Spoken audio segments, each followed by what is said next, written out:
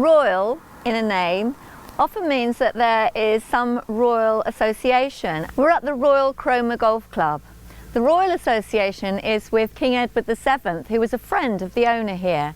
Although Edward never actually played golf, he used the club as an alibi when he came for his secret meetings with Lille Langtry. This used to be the Grand Hotel in Munsley, just outside Cromer, and Lille Langtry often used to stay here, visited by Bertie, the Prince of Wales. We're in the Hotel de Paris in Cromer, and in this hotel, the rumours say that Lille Langtry and Edward VII used to have their illicit meetings, and here he is, on the wall, getting into his Daimler, leaving the hotel. This is such a great example of a traditional British seaside hotel. It's just like going back in time. This is the back entrance to the hotel, where quite possibly Lily may have entered and left by while Edward VII was coming in the front door. And just opposite there is a pub called the King's Head. It can be challenging living on the British coast. 2 years ago there was a massive storm and the sea was as high as the wall and the waves were even higher.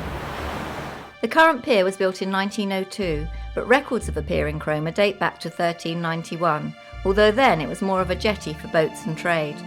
The last wooden jetty was damaged beyond repair when a coal boat smashed into it in 1897. For much of the 20th century, piers were known for entertainment, the kind of variety now found on TV talent shows like Britain's Got Talent. Those forerunner TV shows were called Seaside Special.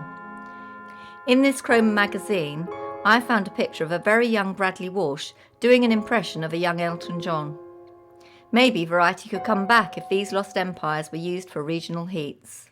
We found a beautiful shop called the Beach House with very unusual gifts, not your usual seaside takeaway. There's some great prints from local artists and the owner is very friendly and loads of information. So there's a great quote here from Winston Churchill. It says, "I'm not enjoying myself very much." And that's Winston Churchill as a young visitor in 1885. It's gorgeous actually, isn't it? I'm at the Sea Marge Hotel, which was once a house belonging to a German industrialist. Winston Churchill used to come here to use the telephone.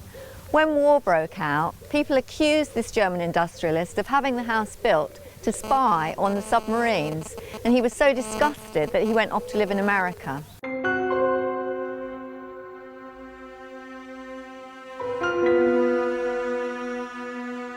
It was through David Garrick that Mary Robinson became an actress.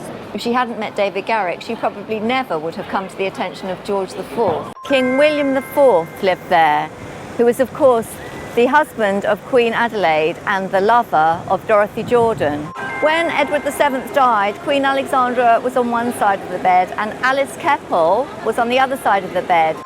So this is the very table where Lille Langtry would have sat with Edward VII. House which Charles II gifted to Nell Gwyn.